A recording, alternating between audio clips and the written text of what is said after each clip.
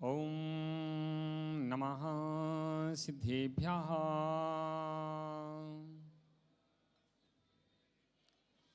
ओम नमः सिद्धेभ्यः। ओम नमः सिद्धेभ्यः। मंगलम भगवान वीरो मंगलम गौतमो गणी मंगलम कुंद कुंदाद्यो जैनो धर्मोस्तु मंगलम। सर्वमंगल मांगल्यम सर्वकल्याणिकारिकम प्रधानां सर्वधर्माणां शासनम। जैनं जयतु शासनम। जैनं जयतु शासनम। नमो अरिहंताड़ं नमो सिद्धाड़ं नमो आयर्याड़ं नमो वच्छायाड़ं नमो लोये सब्बसाहुड़ं। जब बोलिए अनंतानंत सिद्ध परमेष्टि भगवान की। जब बोलिए आदि ब्रह्मा आदिनाथ भगवान की। जब बोलिए श्री शांतिनाथ भगवान की। जब बोलिए चिंतामणि पार्श्वनाथ भगवान की। जब बोलिए वर्तमान शासनायक महावीर भगवान की। 2400 तीर्थंकर भगवान की। जब बोलिए परम पूज्य तपस्वी सम्राट आचार्य गुरुवेक्षण सन्मति सगजी महाराज की। आचार्य शिक्षाड़ सुनील सगजी महाराज की। उत्तम शौच धर्म की दासांग जिनवाणी माता की।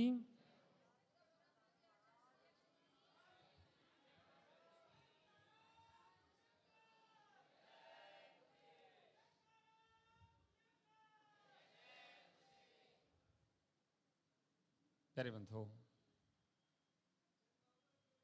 संसार में सबसे ज्यादा दुख का कारण कहीं प्राप्त होता तो लोभ हो। एक दृष्टांत मिला, कहीं पढ़ा मैंने। एक व्यक्ति, एक लड़का पढ़ने के लिए विदेश गया, अच्छी पढ़ाई की और पढ़ाई करने के बाद अपने घर वापस आया। अपने पिता से कहता है कि पिताजी, मैंने अच्छी पढ़ाई की है, संस्कृत प्राकृत व्याकरण, सारे व्याकरण न्याय सिद्धांत सब पढ़ लिए हैं। पिताजी बड़े प्रसन्न हुए, बोले बेटा मुझे तुमसे यही उम्मीद थी, लेकिन मेरे एक प्रश्न का उत्तर दो। मेरे एक प्रश्न का उत्तर दो, तब मानूंगा कि तुम पढ़ के आए हो। बोला कि महाराज पिताजी कैसी बात करते हो आप एक नहीं 1000 प्रश्न पूछोगे तब भी मैं उत्तर दूंगा। एक नहीं 1000 प्रश्न पूछोगे तब भी मैं उत्तर दूंगा। पिताजी ने कहा ठीक है, पहले एक का तो दे दो। मैंने एक प्रश्न किया कि बताओ बेटा, पाप का बाप कौन है? कौन? पाप का बाप कौन है? जब उसने, मुझे पता आप लोगों को पता है, फिर भी मैं आपको सुना रहा हूं। आप लोग तो पहले से ही ज्ञानी हो, बस आपका ज्ञान माजना है कि पाप का बाप क्या है। तो बेटा कहता कि पिताजी ये तो किसी किताब में नहीं लिखा। इतनी किताबें पलट ली, इतनी किताब पलट ली, कोई किताब में ये पढ़ा ही नहीं गया कि पाप का बाप क्या है। तो वह बालक जो था वो कहता है कि पिताजी ये तो नहीं पता। कि बेटा एक काम करो, तुम्हारा बैग खुला है नहीं खुला है अभी? कि अभी नहीं खुला, उस बैग को दोबारा बांधो, दोबारा जाओ। अब पढ़ के आओ कि पाप का बाप क्या है। बालक सोचता है कि ऐसे कोई प्रश्न किए जाते हैं, कोई न्याय का प्रश्न पूछे, सिद्धांत का प्रश्न पूछे, कोई आप व्याकरण संबंधी कोई प्रश्न पूछे, सारे प्रश्नों का उत्तर देंगे, लेकिन पाप का बाप। लेकिन प्रश्न था, उस प्रश्न का उत्तर पाने के लिए वह बालक चल दिया और चलते चलते रास्ते में एक कहीं स्थान पर बैठा था, तो उस वेश्या का दरवाजा था। कौन था वो? द्वार किसका था? वेश्या का था। उसने कहा कि भाई कैसे बैठे हो, क्या है? उसने कहा ऐसे ऐसे मैं जा रहा हूँ, बनारस जा रहा हूँ पढ़ने के लिए, और पंडित जी मुझे पढ़ाए हैं, मैं बस एक प्रश्न मेरा अटक गया, उसका समाधान करने के लिए जा रहा हूँ। कि कौन सा प्रश्न अटक गया? कि पाप का बाप क्या है। ये तो मैं ही बता दूंगी। कि तुम बता दोगे? तुम बता दो। कि पहले अंदर आओ। कि तुम्हारे घर में कौन हो तुम? कि मैं एक वेश्या हूं। कि मैं वेश्या घर में नहीं जा सकता हूं। अरे भाई कोई बात नहीं है, तुम्हें हम 1000 रुपए देंगे, तुम तो बस आओ, तुम्हें करना क्या, अंदर बैठे पर बताएंगे। अंदर चला गया 1000 रुपए का लोभ देख करके, वेश्या ने बैठा लिया और कहा, उसने कहा बताओ। कि अभी बताती हूं। एक गिलास पानी लेके आई। उसने कहा लो एक गिलास पानी। का तुम्हारे हाथ का पानी मैं नहीं पी सकता। तुम्हारे हाथ का पानी कैसे पी सकता हूं भाई, मैं तो ब्राह्मण हूं, मैं नहीं पी सकता हूं। उसने कोई बात नहीं, या कौन देख रहा है, कौन देख रहा है, 5000 रुपये और तुम्हें देंगे। अब वह सोचता है कि यार वास्तव में देख कौन रहा है, और 5000 रुपये भी मिल रहा है, दक्षिणा भी मिल रही, दक्षिणा भी मिल रही है और पानी भी पीने को मिल रहा है। क्या मिल रहा है? दक्षिणा भी मिल रही है और पानी पीने को मिल रहा है। उसने 5000 रखे जिब में, पानी पी लिया। उसे अब बताओ, क्या बताते हैं। उसमें भोजन बन गया, गरम गरम भोजन। क्या बन गया? गरम गरम भोजन बन गया। भोजन कर लो, पानी बाद में पीना, तुम तो गरम गरम भोजन कर लो। उसके भोजन बन गया, तुम्हारे हाथ का भोजन। अरे क्या जाता, 10,000 देंगे। 10,000 रुपए दिए, भोजन के लिए तैयार हो गया, भोजन की थाली लग गई। उसने कहा भोजन कर लो। भोजन उठा करने लगा तो उसने कहा रुको, ये भोजन मेरे हाथ से कर लो। एक गिलास किसके हाथ से? मेरे हाथ से। और तुम्हारे हाथ से मैं नहीं कर सकता हूं, कि बनाया तो मैंने ही है, और मेरे हाथ से कर लो, क्या जाता है। कि नहीं नहीं मैं नहीं कर सकता हूं, कि तुम्हें 20,000 रुपए देंगे। कितने रुपए देंगे? नहीं नहीं मैं नहीं कर सकता। अरे यहां कौन देख रहा है? तो उसने जैसे ही मुंह खोला, उस वेश्या ने गिलास तो नीचे डाल दिया और मुंह में एक लगाया। क्या लगाया? क्या लगाया? वाह, आप लोग ज्ञान बहुत अच्छा है। क्यों? ये क्यों लगाया? बस यही सिखाया है कि तुम्हें लोभ पाप का बाप है। तुमने लोभ में आकर के अपना धर्म बेच दिया, तुमने लोभ में आकर के अपनी व्यवस्थाएं सब समाप्त कर दी, तुमने लोभ में आकर के धर्म, सिद्धांत, परिवार, समाज कुछ भी विचार नहीं किया। और संसार में पाप का बाप क्या हो सकता है? इसलिए लोभ को सबसे बड़ा पाप का बाप कहा गया है। कि दुनिया में जितने पाप हैं, 5 पाप गिनाए हैं। कितने पाप? 5 पाप। उन 5 पापों में सबसे पहले रख दो लोभ। लोभ पाप का बाप है। जो लोभ करता है, लोभी होता है, वह सबसे बड़ा पापी होता है। और संसार में लोभ कसाएं हर जीव के अंदर बैठी हुई है। लोभ कसाए के बस होकर के यह जीव क्या नहीं करता है। लोभ कसाए के लोभ कसाय से भर करके करने योग्य ना करने योग्य कार्य का विचार समाप्त हो जाता है कि कौन सा कार्य करना चाहिए और कौन सा नहीं करना चाहिए, ये सब समाप्त हो जाता है। और लोभ में व्यक्ति क्या नहीं करता, सब अच्छे और बुरे काम लोभ के वशीभूत होकर कर देता है। यह कार्य हमारे जीवन का विकास करेगा क्या हमारे जीवन का पतन करेगा, इस बात का चिंतन भी समाप्त हो जाता है। जिसके अंदर लोभ बैठ जाता है उसके अंदर सब कुछ विद्या समाप्त होकर के अविद्या का जन्म हो जाता है, अज्ञानता का जन्म हो जाता है। प्यारे बंधुओं, चिंतन करो, आज तक बचपन से लेकर आज तक क्या हमारे संस्कार लोभ के नहीं है? हर व्यक्ति के पास लोभ के संस्कार बैठे हैं, हर व्यक्ति के पास लोभ के संस्कार बैठते हैं, हर व्यक्ति लोभ से काम लेता है। लोभ है, लोभ मतलब लोभ भी दो तीन प्रकार का होता है। एक तो लोभ वह होता है कि मेरे पास धन ज्यादा है, मेरे पास धन ज्यादा है। दूसरा है कि जो है वो खर्च ना हो जाए, जो है वह खर्च ना हो जाए, और खर्च करे तो कंजूसी से। कैसे? कंजूसी से। कंजूसी का मतलब कहते कंजूस आगे है, कंजूस आगे क्या बोलते हैं? क्या चूस? क्या बात है, आप लोगों का ज्ञान होता है, इन विषय में ज्ञान अच्छा है। कंजूस और मक्खी चूस। मैं सोच रहा था कि कंजूस मक्खी चूस इसका मतलब क्या हुआ।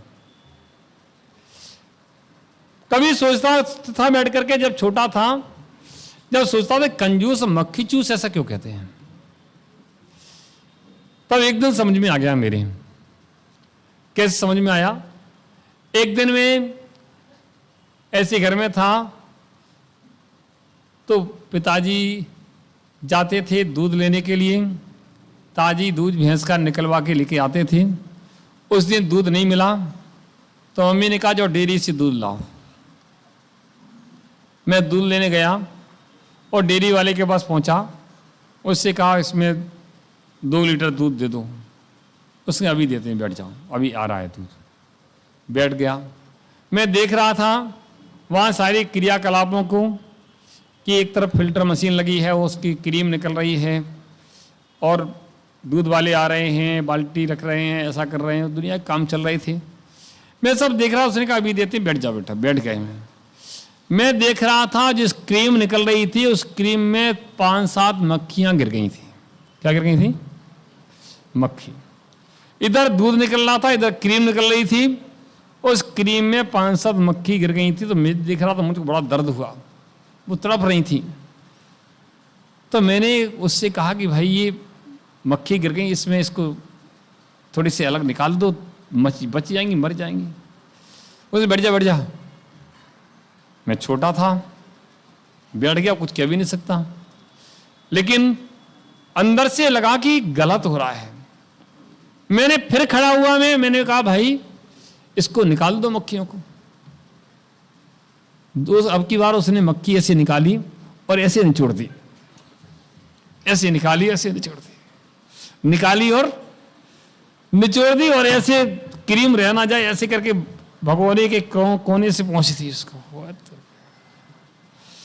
मैं दूध की बाल्टी लेके गया था और दूध की बाल्टी खाली लेकर के आ गया। मैंने कहा इसके हाथ का तो पानी भी नहीं पिएंगे, दूध पीना तो बहुत दूर की बात है। ये कंजूस मक्खी चूस, आज समझ में आया किसे कहते हैं कंजूस मक्खी चूस। जिसके अंदर जीवों के प्रति दया नहीं है, करुणा नहीं है, जो लोभ कसाय से भरा हुआ है, भाई संसार में सबसे बड़ा लोभी कंजूस मक्खी चूस है। जो दुनिया के प्रति दया से भरा हुआ है, परोपकार के काम में लगा हुआ है, परहित में अपने द्रव्य का उपयोग करता है, धर्म के क्षेत्र में अपने द्रव्य का उपयोग करता है, और ससमय के अनुसार जो जहां जितना उपयोग होता है अपने द्रव्य का उपयोग करता है कि द्रव्य मेरे पुण्य से मिला है, इसका सदुपयोग हो जाए, मानना चाहिए वो व्यक्ति लोभ कसाय से दूर रहता है। और जो व्यक्ति लोभ कसाय के वश होकर के आने दो पराया माल, राम राम राम राम राम राम जपना हो। और क्या बात है, वाह, आप लोग बहुत अच्छा ज्ञान है, सूक्तियां आप लोग बताती हैं। राम राम जपना पराया माल अपना, राम राम जपना। या तो राम राम जप रहे, राम राम राम राम राम राम, वो माल आया, आने दो, खर्च नहीं हो जाए, खर्च नहीं हो जाए, आता तो जाए लेकिन खर्च नहीं हो जाए। जिसकी प्रवृत्ति भगवान की भक्ति में खर्च करने की नहीं है, जिसकी प्रवृत्ति देवशास्त्र गुरु के चरणों में अपने द्रव्य अर्पण करने की नहीं है, जिसकी व्यक्ति परोपकार के ऊपर लक्ष्य जिसका नहीं है, जिसके लिए अंदर लोभ कसाय बैठी है, जो कभी दूसरों के हित में अपना द्रव्य खर्च नहीं कर सकता है, मानना चाहिए वह सबसे बड़ा लोभी है। वो संसार के ऊपर भार है, भार है। उसने कितना भी द्रव्य कमा लिया लेकिन द्रव्य उसका किसी काम का नहीं है।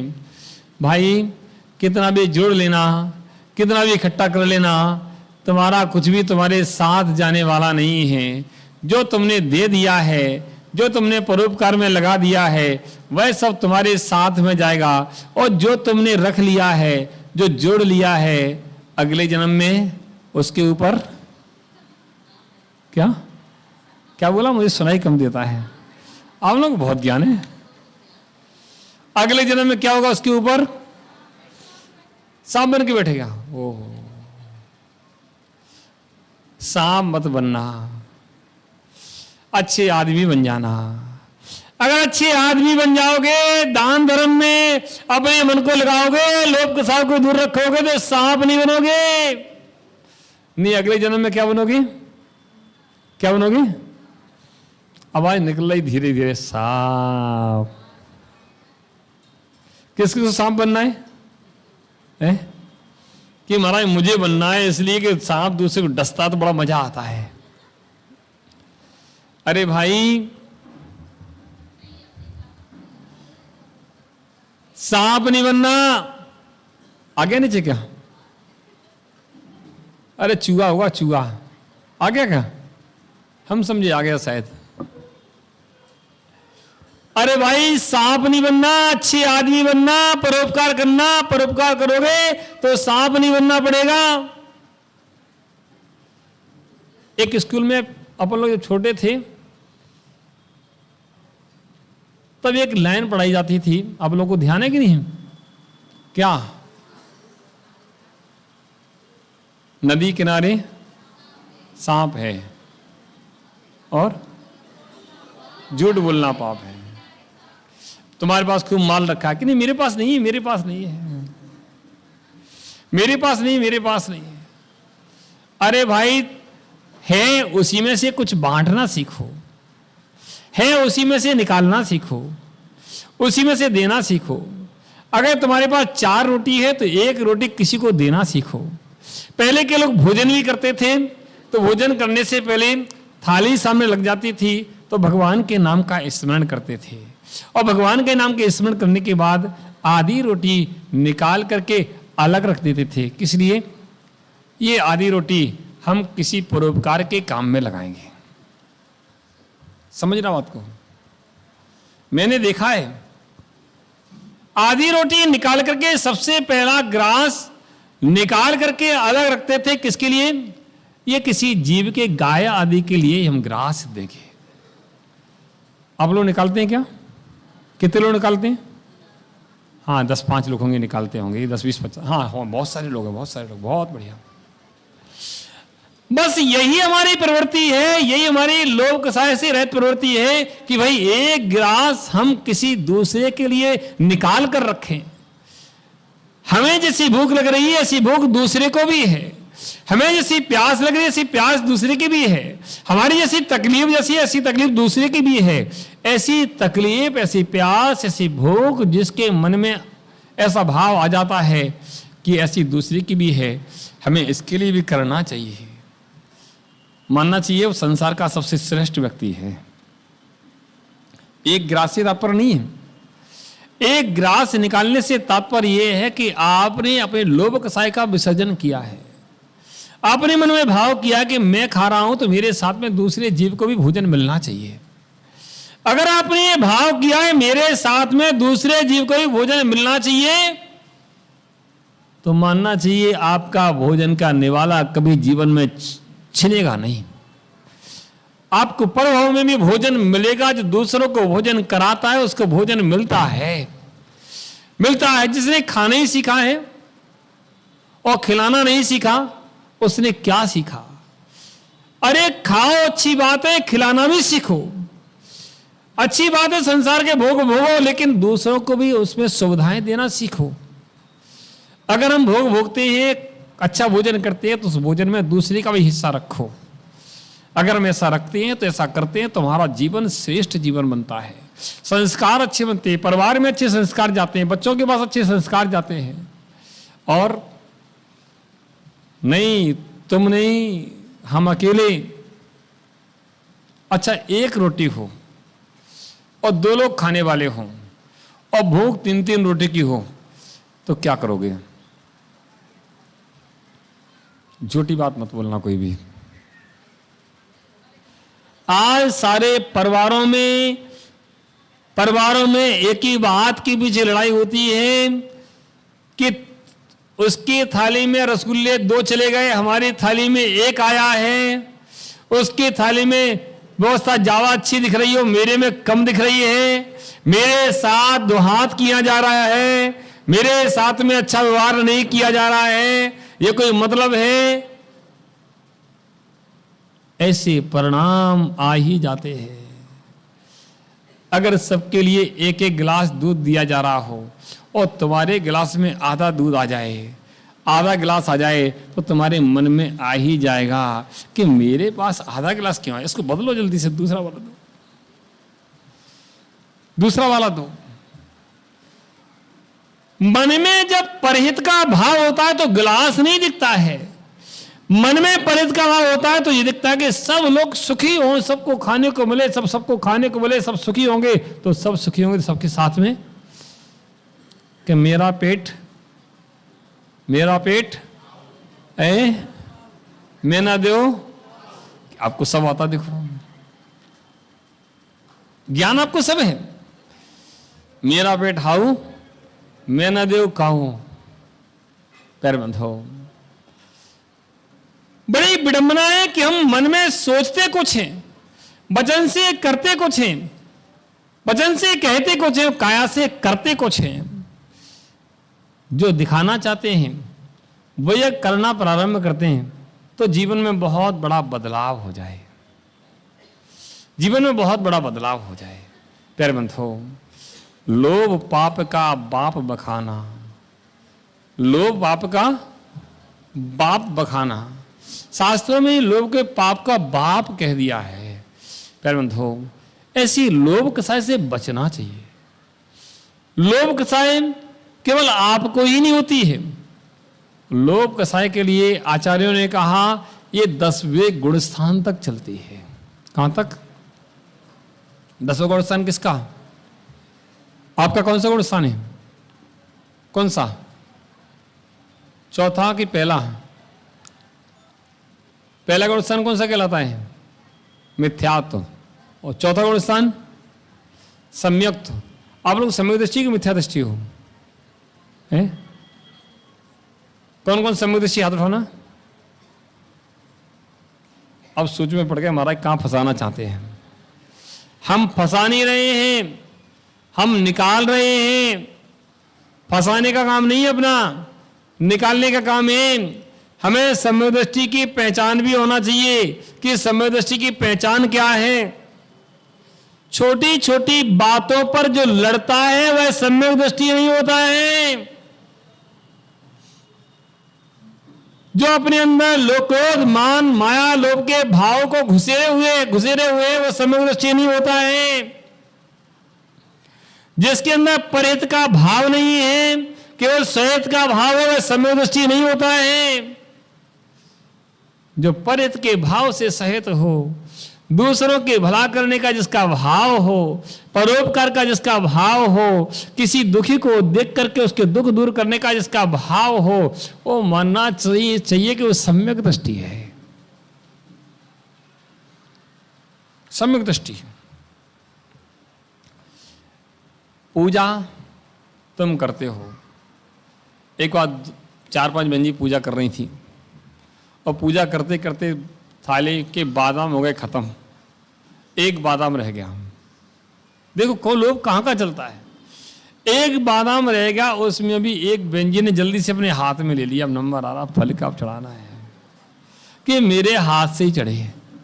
अरे भाई तुम्हारे हाथ से चढ़े अच्छी बात है, और जो बैठे वो तुम्हारे ही लोग हैं, उनके हाथ से चढ़ जाए या तुम्हारे हाथ से चढ़ जाए क्या फर्क पड़ता है। तुम भी पीछे से हाथ लगा देना, या 5 बादाम की जगह 15 बादाम लेके आओ करो। क्यों 5 बादाम लेके आते हो, थोड़ा सा द्रव और लेके आया करो। लेकिन हमारा वही भाव है, हम चाहते तो अच्छा है, लेकिन करना अच्छा नहीं चाहते हैं। अपने लिए अच्छा चाहते हैं, लेकिन दूसरों के लिए अच्छा नहीं चाहते हैं। जब तक दूसरों के लिए अच्छा करने का भाव नहीं आएगा, दूसरों के प्रति हमारा दया का परोपकार का भाव नहीं आएगा, और अपने लिए ये स्वार्थ बुद्धि से हम सोचते रहेंगे, तो मानना चाहिए तुम पक्के लोभी हो और कंजूस मक्के चूस। प्यारे मत हो, मत बनना कंजूस, मत बनना मक्के चूस। जहां जैसा अवसर लगे अपने शक्ति के अनुसार लोभ कसाय का त्याग करके हमें दान पूजा आदि करना चाहिए। पूजा आदि भी करते हैं तो पूजा आदि करने में भी अपन को पुण्य का लाभ होता है। कब होता है? अगर आपने दान भी दिया है, पूजा भी की है, दान भी दिया है, अगर लोभ कसाय को छोड़ के दिया है तो लाभ होगा। समझना। अब आपके मन में देखो, मोक्ष फल प्राप्त आए, क्या बोला? क्षुधा रोग विनाशनाए। अपने माइंड को क्लिक कर दिया तुमने कि तुम एक बादाम भी चढ़ा रहे हो, तो पहले कह रहे भगवान मुझे चढ़ा तो रही हो, महाराज भगवान ध्यान रखना, तुम भूल नहीं जाना। क्या देना? रोज याद दिला के चढ़ाते, याद दिला के भगवान को याद दिलाते हैं। ये भगवान सुन लो, ये बादाम चढ़ा रहे हैं, फल चढ़ा रहे हैं, किसके लिए चढ़ा रहे हैं? अब चक्कर में फंस गए महाराज। अब आप कैसी बात करो, जिनवाणी में लिखा सो हम पढ़ देते हैं, जिनवाणी में लिखा सो पढ़ देते हैं। अगर अक्षत भी चढ़ाते हैं तो कहते हैं अक्षय पद प्राप्त आए। तो बोलना चाहिए नहीं बोलना चाहिए?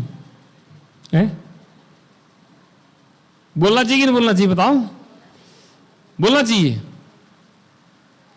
अब ऐसे कहो कि महाराज हम संसार के विषय भोग नहीं मांग रहे हैं, हम संसार के विषय भोग नहीं मांग रहे हैं, हम तो अपने परमात्मा से परमात्मा की प्राप्ति का भाव कर रहे हैं। संसार के विषय भोग मांगना लोभ है, परमात्मा की प्राप्ति मांगने में कोई दोष नहीं है। तो पादो मम हृदय तो पदद्वय नीलम तिष्ठत जन तावत यावन निर्वाण संप्राप्ति।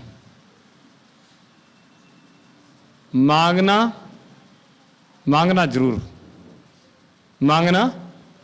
मांगना ऐसा कि मांगना ऐसा कि मांगना। क्या बात है, आप लोग पूरा ज्ञान है। मांगना ऐसा कि मांगना बाकी ना रहे, एक बार में ही मांग लेना, इतना मांग लेना कि दोबारा मांगना ना पड़े। हे भगवान, हे भगवान, क्या मांगना? क्या मांगना?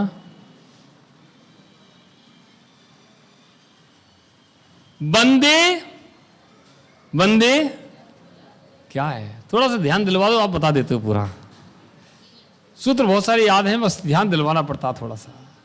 बंदे तदगुण लब्धे, हे भगवान मैं वंदना कर रहा हूं किस लिए?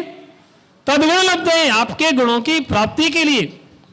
मुझे आपके गुण प्राप्त हो, मुझे आपके गुण चाहिए, मुझे कुछ नहीं चाहिए, आपके गुण चाहिए। संसार के पदार्थों का लोभ नहीं करना, गुणों की प्राप्ति का भाव करना।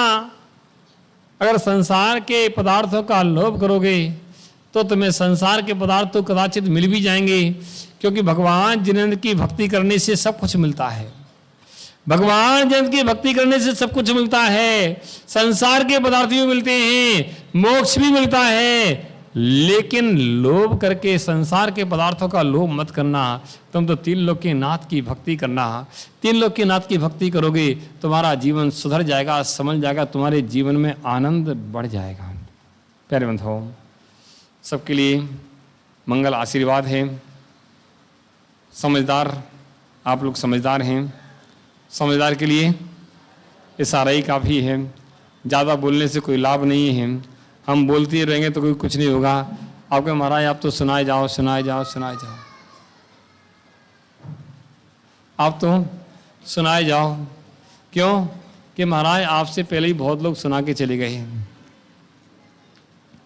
आपसे पहले भी बहुत लोग सुना के चले गए। बड़े बड़े आचार्य आए और सुना के चले गए, बड़े बड़े आचार्यों ने आए और सुना के चले गए।